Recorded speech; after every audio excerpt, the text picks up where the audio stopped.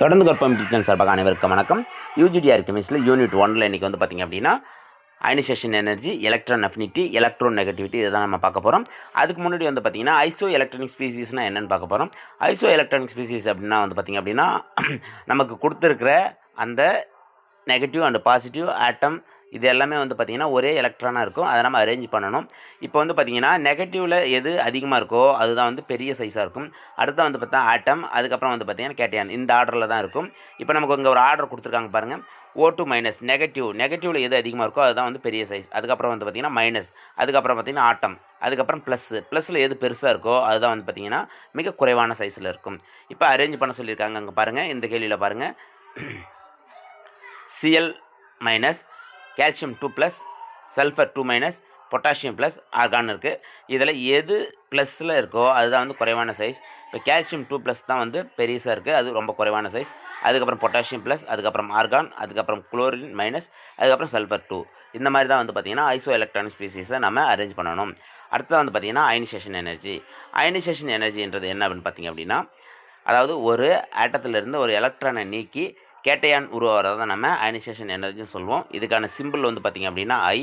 இதுக்கான யூனிட் வந்து பார்த்திங்கன்னா கலோரி பை மோல் அல்லது ஜூல் பை மோல். அடுத்தது எலக்ட்ரான் வோல்ட் பை ஆட்டம். இதனுடைய ட்ரெண்டு பார்த்திங்க அப்படின்னா அதாவது மாறி மாறி தான் இருக்கும்.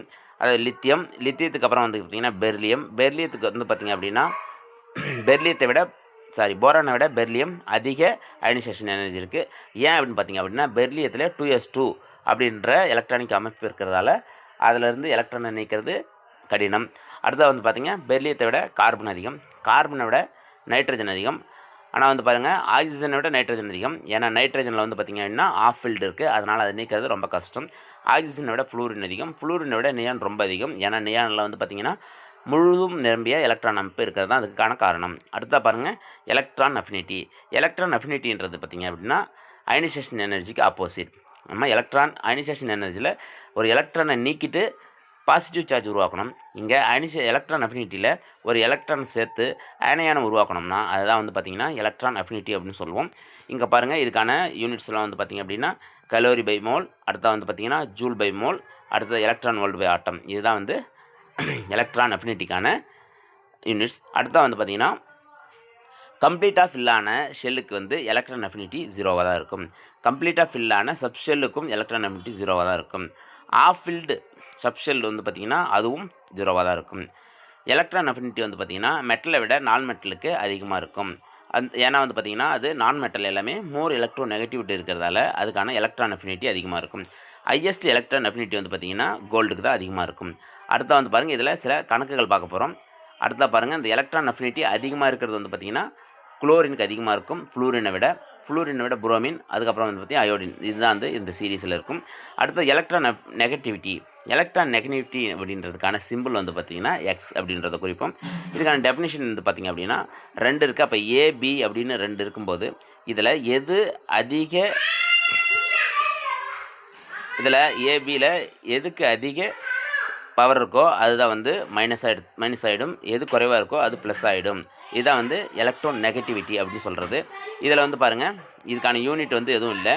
பாலிங் ஸ்கேலில் இதனுடைய அளவு எவ்வளோ இருக்கும் அப்படின்னு பார்த்திங்க அப்படின்னா 0.7லேருந்து 4.1 வரலும் இருக்கும். இதனுடைய ட்ரெண்ட் வந்து பார்த்திங்க அப்படின்னா மேலேருந்து கீழே வரும்போது எலக்ட்ரோ நெகட்டிவிட்டி டிக்ரீஸ் ஆகும், இடமிருந்து வளமாக போகும்போது இன்க்ரீஸ் ஆகும். ஏன்னா இடமிருந்து வளமாக போகும்போது அங்கே நான் மெட்டல்ஸ் இருக்கும், நான் மெட்டல்ஸ் வந்து பார்த்திங்கன்னா மோர் நெகட்டிவ், அதனால் வந்து அது அதிகரிச்சுன்னு போகும். இது வந்து பார்த்திங்கன்னா இன்டைரக்ட்லி ப்ரொபோர்ஷனல் டு சைஸுக்கு எதிர் தகவல் இருக்கும். அடுத்ததாக பாருங்கள், பாலிங் மெத்தடில் கணக்கு பண்ணுறதுக்கான ஃபார்முலா வந்து பார்த்திங்கன்னா XA மைனஸ் XB, அதாவது difference of XA minus XB equal to 0.208 ப்ராக்கெட்டுக்குள்ளே EAB minus EAA into EBB whole power of. அப்புறம் வந்து பார்த்திங்கன்னா இந்த மொத்தத்துக்கு ஹோல் பவர் ஆஃப். இதுதான் வந்து பார்த்திங்கன்னா பாலிங் மெத்தடில் எலக்ட்ரோ நெகட்டிவிட்டியை கண்டுபிடிக்கிறதுக்கான ஃபார்முலா. அடுத்தா பாருங்கள் முல்லிகன் மெத்தடில் வந்து பார்த்திங்கன்னா இதனோட ரேஞ்ச் எவ்வளோ இருக்கும் அப்படின்னு பார்த்திங்கன்னா 1.7லேருந்து 11.2 வரலும் இருக்கும். இதுக்கான 2 ஃபார்முலா இருக்குது. முல்லிகன் மெத்தடில் வந்து பார்த்திங்கன்னா ionisation energy plus electron affinity அதை வந்து 2ஆல் வகுத்துட்டிங்கன்னா நமக்கு கிடைக்கிறது வந்து பார்த்திங்கன்னா எலக்ட்ரான் நெகட்டிவிட்டி. இதுக்கான யூனிட் வந்து பார்த்திங்கன்னா எலக்ட்ரான் வோல்ட் பை ஆட்டத்தில் சொன்னால் தான் இது. இந்த முல்லிகன் ஸ்கேலோட மதிப்பு வந்து பார்த்திங்கன்னா பாலிங் ஸ்கேலோட மதிப்போட 2.8 அதிகமாக இருக்கும். அடுத்ததாக வந்து பாருங்கள், பாலிங் ஸ்கேலுக்கு இன்னொரு மெத்தட் இருக்குது. அதாவது எலக்ட்ரான் வோல்ட் பை ஆட்டத்தில் இன்னொரு மெத்தட் இருக்குது. Ionisation energy plus electron affinity by 5.6. இங்கே பாருங்கள், இந்த பாலிங் மெத்தட் இருக்குது. 2.8 இன்ட்டு பாலிங் இருக்குது. இப்போ முல்லிகனுக்கான ஃபார்முலா வந்து பார்த்திங்கன்னா ionisation energy plus electron affinity by 2. இந்த 2.8 கீழே வந்துச்சுன்னா 5.6ன்னு எழுதலாம். இப்படியும் வந்து ஃபார்முலா எழுதலாம். அடுத்த பாருங்கள், இன்னொரு ஃபார்முலா இருக்குது. அதாவது வந்து பார்த்திங்கன்னா கிலோஜூல் பை மோல். இதில் வந்து பார்த்திங்கன்னா பாலிங் மெத்தடில் ionisation energy plus electron affinity divide by 540.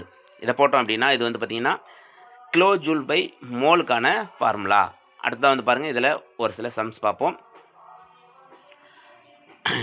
கணக்கு பாருங்கள், கால்குலேட் த அதாவது எலக்ட்ரோ நெகட்டிவிட்டியை பாலிங் அண்டு முல்லிகன் ஸ்கேல் ரெண்டுலேயுமே கணக்கு பண்ண சொல்லியிருக்காங்க.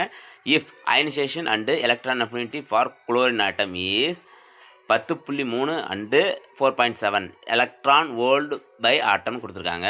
நமக்கு எலக்ட்ரான் வோல்ட் பை ஆட்டம் அப்படின்னா நமக்கு பாலிங் ஸ்கேலில் ionisation energy plus electron affinity by 5.6. இப்போ நம்ம ரெண்டுமே கொடுத்துட்டாங்க. ரெண்டையும் ஆட் பண்ணிக்க போகிறோம். 4.7 ப்ளஸ் 5.3 ரெண்டையும் ஆட் பண்ணி 5.6 வகுத்தோம்னா நமக்கு 2.8 கிடச்சிரும். இதுதான் வந்து பார்த்திங்கன்னா பாலிங் ஸ்கேலில். முல்லிகன் ஸ்கேலில் வந்து பார்த்திங்க அப்படின்னா ionisation energy plus electron affinity divide by 2. இந்த 2ஆல் வகுத்திங்க அப்படின்னா நமக்கு கிடைக்கிறது தான் வந்து பார்த்திங்கன்னா இது முல்லிகன் ஸ்கேல். இது வந்து பாலிங் மெத்தடு, இது வந்து முல்லிகன் மெத்தடு. அடுத்ததாக வந்து பாருங்கள், இன்னொரு கணக்கு பார்க்கலாம். Calculate the electronegativity of chlorine அப்படின்னு கொடுத்துட்டு பாலிங் அண்டு முல்லிகன் ஸ்கேல் கொடுத்துருக்காங்க. இதில் ionisation and electron affinity for chlorine atom is 1200 and 390 kilo joule per மோல்னு கொடுத்துருக்காங்க. ஏற்கனவே வந்து பார்த்திங்க அப்படின்னா எலக்ட்ரான் வோல்ட் பை ஆட்டம் கொடுத்தாங்க. அதனால் வந்து பார்த்திங்கன்னா இந்த ஃபார்முலாவை நம்ம பயன்படுத்தணும். இப்போ கிலோ ஜூல் பை மோல்னு கொடுத்துருக்காங்க. இப்போ பாலிங் மெத்தடுக்கு வந்து பார்த்திங்கன்னா அயனைசேஷன் எனர்ஜியும் எலக்ட்ரான் அஃபினிட்டி கூட்டி 540 வகுத்துட்டோம் அப்படின்னா நமக்கு என்ன கிடைக்கும் அப்படின்னா பாலிங் மெத்தடில் எலக்ட்ரோ நெகட்டிவிட்டி கிடைக்கும். இதே நம்ம முல்லிகன் மெத்தடில் போடணும், அதையும் நம்ம கேட்டிருக்காங்க. அப்போ முல்லிகன் மெத்தடுக்கு நமக்கு ஃபார்முலா தெரியும். அதாவது 2.8 x Pauling equal to x Mulliken. இது நமக்கு ஃபார்முலா தெரியும். இப்போ பாருங்கள், ஏற்கனவே நம்ம பாலிங்க்கு கண்டுபிடிச்சிட்டோம். அதாவது 3ன்றதை கண்டுபிடிச்சிருக்கோம். அப்போ 2.8 இன்ட்டு 3 ஈக்குவல் டு எக்ஸ் முல்லிகன் போடலாம். இப்போ இது ரெண்டையும் பெருக்கணும் அப்படின்னா நமக்கு 8.4 எக்ஸ் முல்லிகன் அப்படின்னு எழுதலாம். இப்போ நமக்கு பாலிங் மெத்தட்லையும் முல்லிகன் மெத்தட்லையும் கண்டுபிடிச்சிட்டோம்.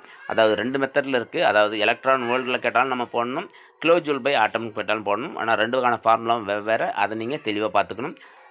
இன்னும் அடுத்த வீடியோவில் அடுத்ததாக பார்ப்போம். இந்த வீடியோ உங்களுக்கு வந்து பார்த்திங்கன்னா பயனுள்ளதாக இருந்துச்சுன்னா இந்த வீடியோவை லைக் பண்ணுங்கள், ஷேர் பண்ணுங்கள், சப்ஸ்கிரைப் பண்ணுங்கள். தேங்க்யூ.